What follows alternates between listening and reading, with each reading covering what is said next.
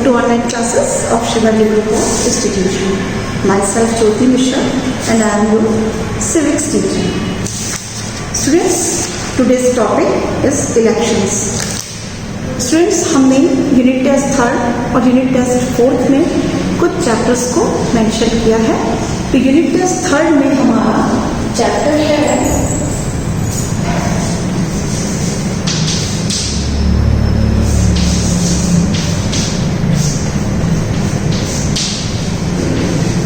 Chapter हमारा civics का है. यूनिट टेस्ट 3rd के लिए यूनिट टेस्ट 3rd में हम इलेक्शन देंगे और सिविक्स से मैंने ज्योग्राफी से हिस्ट्री से मैंने द मौर्यन एम्पायर को यूनिट टेस्ट 3rd में मेंशन किया है. So now let's start from the civics chapter name elections. Firstly we will discuss about the meaning of elections. तो इलेक्शंस क्या है? Election is a contest between different candidates who represent different political parties. जो elections होते हैं वो एक contest है किसके बीच में?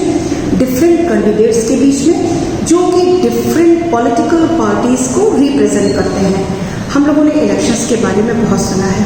आप लोग भी सुनते हो टीवीज़ में या मोबाइल में. आप लोग जब जिस समय इलेक्शन हो रहे होते हैं बहुत सारी न्यूज़ इलेक्शन से रिलेटेड आप लोग देखते हो, तब उसमें आप लोगों को बहुत सारी क्वेरीज होती होगी. क्या होते हैं, कैसे होते हैं, पॉलिटिकल पार्टी क्या है, किस तरीके से जो है वो हम लोग वोट करते हैं. हम लोग का मतलब आपके पेरेंट्स पे कि आप तो भी कर नहीं सकते हो. क्यों नहीं कर सकते हो? Because universal adult franchise. जब तक आप 21 ईयर्स के नहीं होंगे तब तक, या 18 या उसके अबव, तब तक आप क्या नहीं करोगे? आप वोट नहीं कर सकते हो. तो 18 या अबव वोट कर सकते हैं. तो आपके पेरेंट्स चाहते होंगे, आपके रिलेटिव्स या आपके नेबर्स. अब प्रॉब्लम क्या है यहाँ पर कि आप लोगों को बहुत सारी चीज़ें नहीं पता होती हैं कि इलेक्शंस क्या होते हैं. सिर्फ आप डिस्कस करते देखते हो कि मम्मी पापा डिस्कस कर रहे हैं कि इलेक्शंस के बारे में क्या. तो इलेक्शंस क्या होते हैं बेटा? जो पॉलिटिकल पार्टीज होती हैं, जैसे कि आप लोग पॉलिटिकल पार्टीज क्या होती हैं, जैसे कि कांग्रेस, बीजेपी, जो भी ये तो आप सुनते ही हो. इस समय जैसे हमारे यहाँ गवर्नमेंट किसकी है? बीजेपी की है. हमारी सेंट्रल गवर्नमेंट भी बीजेपी की है और हमारी स्टेट गवर्नमेंट भी कौन है? बीजेपी की है. तो ये हमारी पॉलिटिकल पार्टीज हैं. तो जब इलेक्शंस होते हैं तो इन्हीं पॉलिटिकल पार्टीज के जो कैंडिडेट्स होते हैं वो उनके बीच में एक कंटेस्ट रहता है. Whosoever gets the support of the largest number of people, और जिस भी पार्टी को सपोर्ट मिलता है ज़्यादा से ज़्यादा पीपल का, गेट्स द पावर, उन्हें पावर मिलती है और वो गवर्नमेंट को फॉर्म करते हैं. जैसे कि इलेक्शन जब हुए 2014 में, जिस समय मोदी जी जो है वो उनको विक्ट्री मिली थी, तब क्या था, उनको ज़्यादा से ज़्यादा लोगों ने वोट से सपोर्ट किया था. आपने अपने वोट देकर उनको सपोर्ट किया, जिससे वो उनको पावर मिली, उन्होंने अपनी गवर्नमेंट को फॉर्म किया. तो ये जो प्रोसेस था पूरा, इसको हम इलेक्शन कहते हैं. अब देखिए नेक्स्ट टॉपिक है हमारा कॉम्पोजिशन ऑफ इलेक्शन कमीशन. अब देखिए अब इन इलेक्शंस को हेड कौन करता है, कौन इन इलेक्शंस को करवाता है? तो एक हमारा इलेक्शन कमीशन होता है to ensure free and fair election. ये एंश्योर करने के लिए कि फ्री और फेयर इलेक्शन हो in the country, there is a special organisation known as the election commission. एक स्पेशल ऑर्गेनाइजेशन है जिसका नाम इलेक्शन कमीशन है. अब इसमें खाली एक तो कोई होता नहीं होगा. जब ऑर्गेनाइजेशन की बात हो रही है तो ये कुछ मेंबर्स से मिलकर बनी हुई है. तो वो कौन कौन से मेंबर्स हैं उसको डिस्कस करते हैं. तो सब firstly the chief election commissioner. सबसे पहले एक चीफ इलेक्शन कमिश्नर होता है जिसको कौन अपॉइंट करता है? जिसको कि प्रेसिडेंट अपॉइंट करते हैं. फिर उनकी हेल्प के लिए 2 अदर कमिश्नर्स जिसको appointed by the president. Then the number of other commissioner if any are fixed from time to time by the president. Then the chief election commissioner act as the chairman. जो chief election commissioner होता है वो as a chairman भी election commission का chairman भी होता है. All appointments by the president are made after the approval of the parliament. और जितने भी appointments जो मैंने अभी आपको बताया जो कि president करता है, but parliament की approval के बाद ही करता है. इसके साथ साथ कुछ रीजनल कमिश्नर्स भी प्रोवाइड होते हैं प्रेसिडेंट की तरफ से और द गवर्नमेंट की तरफ से. अगर इलेक्शन कमिश्नर रिक्वेस्ट करता है तो मान लीजिए अगर उसको ज़्यादा कमिश्नर्स की या ज़्यादा जो है वो लोगों की ज़रूरत है तो वो कुछ रीजनल कमिश्नर भी जो है वो उसकी रिक्वेस्ट करता है प्रेसिडेंट से या गवर्नमेंट से, तो वो भी उसको प्रोवाइड किए जाते हैं। The chief election commissioner can be removed, और इनका रिमूवल कैसे होता है, कैसे वो एज ए कमिश्नर के जो स्टैंड कर रहे हैं वो कैसे वहाँ से हटाए जा सकते हैं, वो अपने ऑफिस से तभी निकालेंगे जिस तरह से सुप्रीम कोर्ट के जज को निकालने की जो प्रोसेस होता है इम्पीचमेंट, उसी तरह से जो इलेक्शन कमिश्नर्स होते हैं उनको रिमूव किया जा सकता है अपने ऑफिसेस से। Next topic is the kinds of election. Elections को हमने 2 काइंड्स में डिवाइड किया है, direct election and indirect election. Firstly we will discuss from direct election. Voters directly elect their representatives. जो वोटर्स जो हैं वो डायरेक्टली अपने रिप्रेजेंटेटिव्स को इलेक्ट करते हैं, तो वो हमारा होता है जो वो डायरेक्ट इलेक्शन। अब डायरेक्ट इलेक्शन से कौन कौन से मेंबर्स इलेक्ट होते हैं? The members of legislative assembly, जिन्हें हम MLAs बोलते हैं, मेंबर्स ऑफ पार्लियामेंट, जिन्हें हम MPs कहते हैं, और इसी के साथ मेंबर ऑफ लोकल बॉडीज। ये सारे मेंबर्स डायरेक्ट इलेक्शन से इलेक्ट होते हैं और जो है उसके बाद ये जो है पब्लिक को रिप्रेजेंट करते हैं। The next is indirect election. Voters first elect a small number of electors.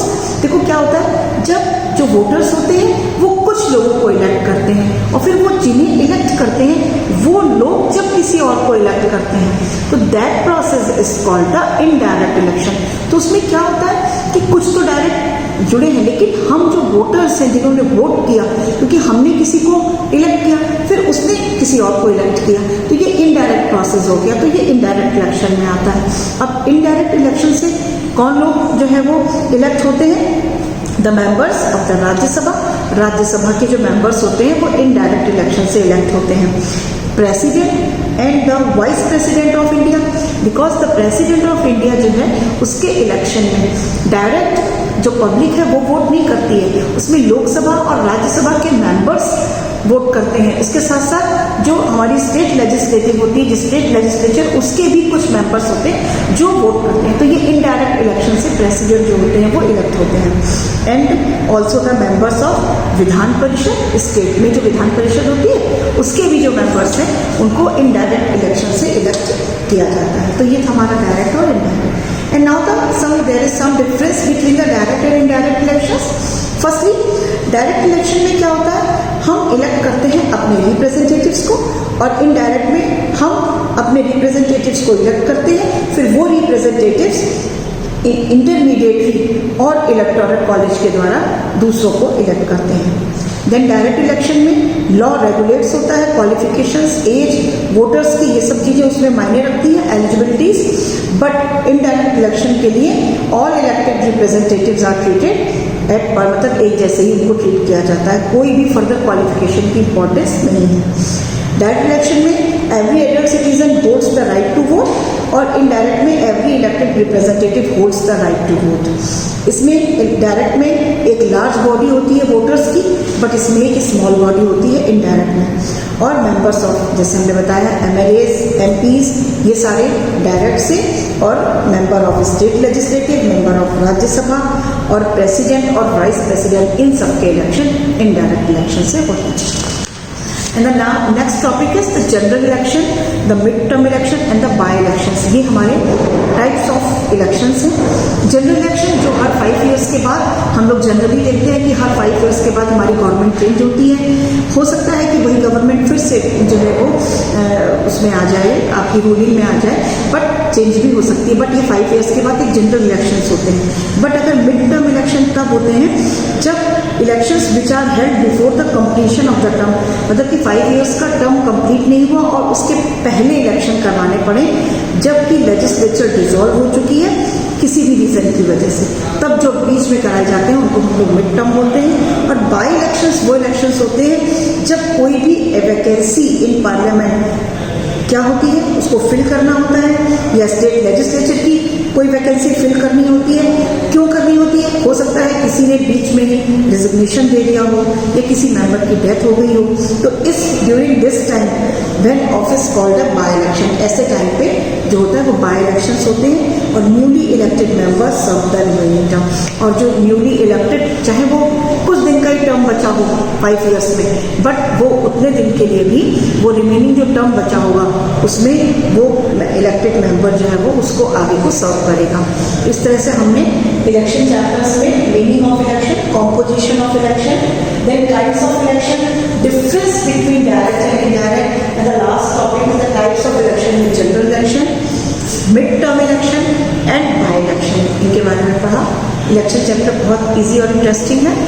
Next topic या नेक्स्ट वीडियो जो मेरा होगा वो हिस्ट्री से रिलेटेड होगा, जिसमें हम मौर्यन एम्पायर का जो रिमेनिंग चैप्टर है हमारा उसको हम कंप्लीट करेंगे, because half chapter I had already completed. Thank you, have a nice